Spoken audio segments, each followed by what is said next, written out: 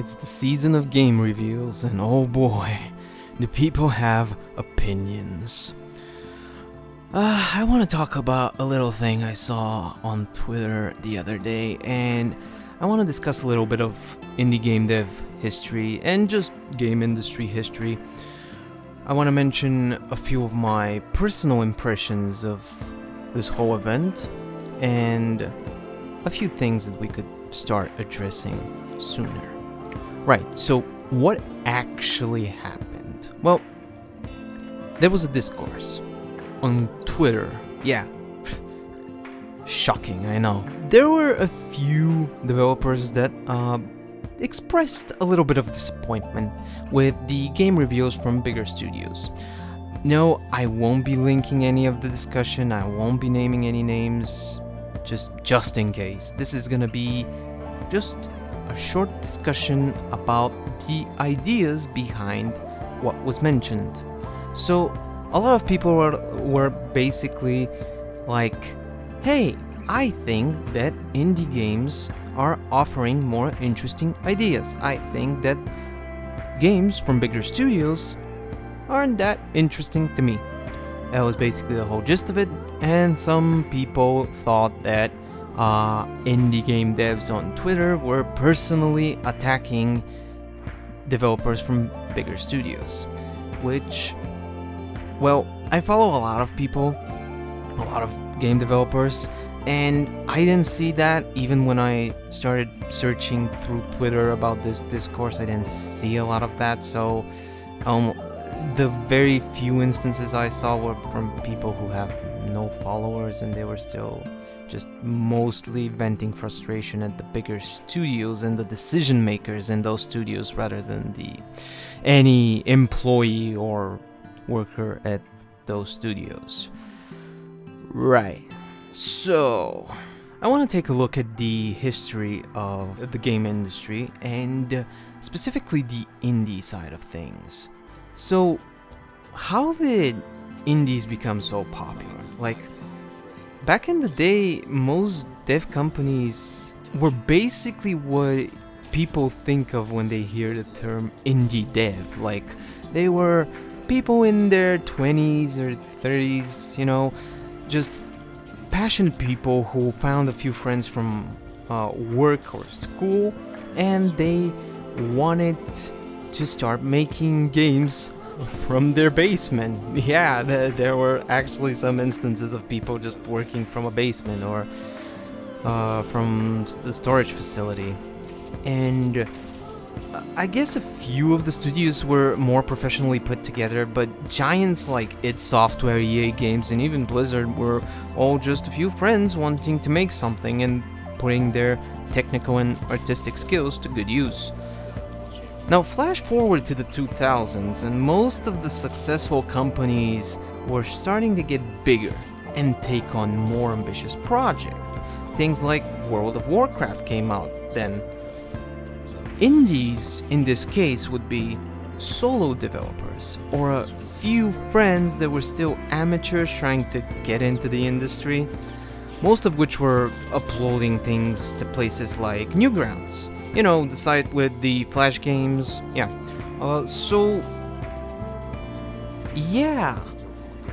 An interesting thing happened here, and it came from Xbox, specifically the Xbox Live Arcade. It was a service that launched around November of 2004, and its focus was on smaller downloadable titles. They also had some incentives, things like, this Wednesday, every Wednesday actually, we're going to post a new game, and the focus was, smaller downloadable titles. And they would eventually start curating the service, which unfortunately they used Metacritic scores. Granted, it was titles that had 65 or lower Metacritic, which even back then was hard to achieve in most instances. Yeah. So, Xbox Live Arcade was popular. Like, by 2006, they had around 3 million downloads, And by 2007, they skyrocketed to 20 million. It was insane. And all of this was a platform that provided smaller developers with something. And yeah, it paid off. So in 2009, we saw the release of Torchlight. It was a little game from Runic Games. Runic Games were made from ex-Blizzard employees, specifically some senior staff, but also people who just, decided they wanted to do their own thing and left Blizzard and founded their own studios. It's also funny that they founded Flagship Studios. Some of the people who worked on Torchlight in Runic also founded Flagship a while back. Flagship were the developers behind Hellgate London. Yeah, some of those people actually went and worked on Torchlight. It's a whole thing, man. Right, so, we reached 2010. This is a big moment for games. This is when huge changes started to happen. So in 2010, we got the release of 3 very specific indie games: Super Meat Boy, Amnesia: The Dark Descent, and Limbo. Right. So if you were into games, if you were following the industry back then, you know those 3 titles. They were huge, they were very popular, and especially Super Meat Boy and Amnesia, they kind of changed the whole landscape of games coverage, specifically on YouTube, because YouTube in the gaming community was mostly, look at this sick montage of kills in Modern Warfare 2, which was, it was a thing. And yeah, these games kind of pushed YouTube games coverage into Let's Plays, reaction videos, and even game reviews, and later on games industry news coverage and things like that. And it just kept going. 2011 was no joke. That's when my favorite studio, Supergiant Games, made its debut with Bastion. Yeah. And Terraria came out then. Binding of Isaac came out then. And more indie games are starting to pop up, and you're like, okay, this is gaining a lot of momentum. Yeah. 2012, Mark of the Ninja, Hotline Miami, Fez, FDL, Journey, and many more. It is insane, and it kept going. The future years had even more indie games that became even more popular eventually. It was just the perfect storm. And yeah, there were platforms that wanted to highlight small games. Games coverage transformed around these popular games. People were paying attention, and they wanted more of these experiences. So, games with smaller scopes, made by solo or, small teams, well, they had something unique to offer, and they filled the gap in the market. Okay, we looked at one side of the industry. Let's take a look at another. We also discussed one definition of indie. What about, the studios that still put out decently big projects, but didn't have publishers or weren't bought out by some bigger studio? Well, if we include those, a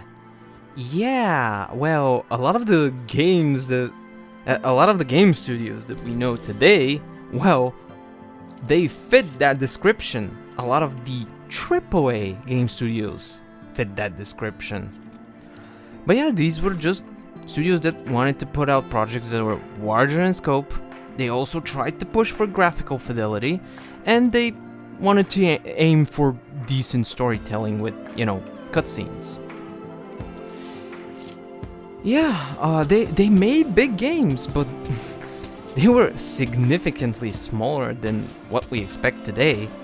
Like, imagine telling Ubisoft that they should make a Prince of Persia title, but it has to be the exact same size and scope as Warrior Within, no DLC, no microtransaction, no seasonal pass, no multiplayer.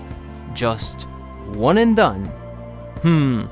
Yeah, I thought so. Why wouldn't they do it? Well, because they have dozens of studios with thousands of employees. Why do they have those? Well, they've made big games and they saw profits and opportunity. So employ more people, open up more studios, make bigger games. Yeah, that's what led to all of this. And others did the same thing. At some point, the bigwigs in the industry decided that big open world sandboxes that push graphical fidelity were just the way to go with almost all titles.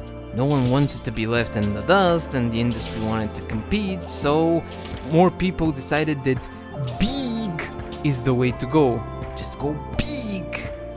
Well, I am not implying that this direction was pushed entirely by the heads of big studios. No, people want to work on new tech and they want to push limits. Of course we were gonna see some of these games eventually. Hell, we even saw them before even 2010. But here's the thing, people who usually work on these big projects, they work on one small part of a big project. And eventually they get fed up with it. Well, it could be because the work is repetitive and they have to do the small, tiny thing over and over again. And sometimes they just get disillusioned with the industry's production cycle and its over-reliance on crunch. Don't get me started. Or, and this is very common by the way, they don't like the end result. Yeah, they just don't like the games that they put out. Now, keep in mind, they like parts of it. They like the parts they've worked on, they like parts that their colleagues have worked on, small bits. But the whole thing? Yeah, they just don't like it. It isn't that special in their eyes. They don't like that they've spent years and sometimes sacrificing their health to put out something that is just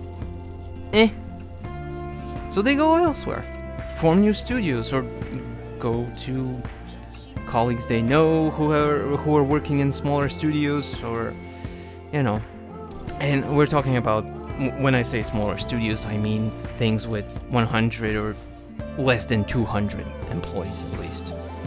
But yeah, a lot of those people worked in the AAA industry. They saw all of that production stuff, they weren't happy with it, or they weren't happy with the end result, and they tried something different. There are cases where people go to smaller studios and then just head back to what they know because they just don't like it for several reasons. And yeah, I can tell you a bit of my experience as well. I worked in a big studio. Then I got out of games for a little while. Oh, it was miserable. I'm never going back to enterprise software, I tell you that. Then I decided to go. There was an opportunity, and I went to a smaller studio. And I was very happy there. Were we as organized as we were in the bigger studio? Of course not. But we had the freedom to make more, let's say, informed decisions, and a lot more people had more impact. They weren't just cogs in the machine. And yeah, it can be really suffocating to work in a big studio and just nothing you do has impact, or you feel like your talents are being wasted. And for those of you who can afford to just escape that situation, do it. More power to you. there's always the possibility you won't like where you end up. That's why, doing research is important, knowing people is important, and that's also why this industry needs more transparency. And yeah, there are some organizational things that bigger studios do a lot better than indies, in some cases. But I just hope that people find happiness. They shouldn't waste 8 hours or more of their work life and feel miserable about it. As for my take on this whole quality of games, AAA versus indie thing, look, I love indie games. On average, most indie games are gonna be more appealing, more fun, more engaging than your average AAA title. I love playing games from big studios, don't get me wrong. I also notice their flaws and complain about them a lot. It's not that the production quality is bad. Like I said, elements, little pieces from these big games are really good. They're very well produced. But the whole experience? Well, it's more common for me to get bored with it. Like, there are not a lot of big games that actually excite me that much. But yeah, everything might look great, sound great, feel great to play, but if the whole is not there, well, I'm probably not gonna enjoy it. And I just don't personally care about well-produced things. I find it appealing, I find some VFX work appealing, but more often than not, I'll just applaud their efforts and move on and barely notice them after the first hour. It is sad. It is sad. It's just well-produced content is not a deciding factor for me. I love indie games because they're creative. They have unique gameplay elements. They have unique presentation, art styles. Even when they stumble or don't quite hit the execution, or just some things feel a bit jagged, it's fine. Yeah, I am willing to overlook all of those flaws, because the focus on delivering a holistic experience and this whole holistic approach to game development, yeah, that is awesome. It's quite common for small studios to have people who specialize in one thing, but, still wear many hats and help out in other departments. And it's quite common for those studios to have a very collaborative approach to game design. Something I feel, more studios need to take note of.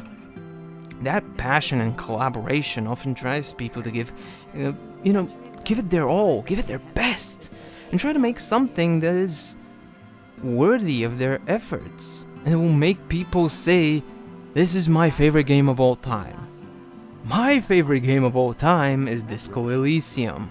The good folks at Zaum wanted to push boundaries and talk about things that most AAA studios often shy away from. It is a very political game. It discusses very, very messy stuff. They wanted to make a statement with this game, and their hard work was rewarded for it. It led them to make one of the most exciting things I've seen in this industry. And I've been following this stuff for, oh my god, more than 25 years. Oh, I'm old. Okay. I've watched a lot of things. I've read a lot of things. I've listened to a lot of music, and I've played a lot of games. And once you reach that point where you've experienced so much, you just start to focus on the unique stuff, the elements, the things that are more bold. And indie devs can afford that. They can afford to be a little more risky. So where do we go from here? Look, I didn't see any personal attacks in these Twitter discussions. I didn't see people attacking devs. Most of the frustration was aimed at the decision makers in big studios to try and escape this repetitive cycle of sequels, hype, and predatory monetization. I think by now you've seen that things used to be different. Hell, there are some games coming out now that push visual fidelity and presentation to the quality of AAA titles that are done by one person.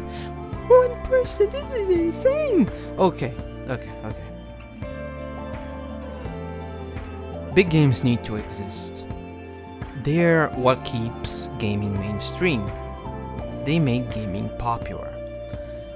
But we also need to balance things out.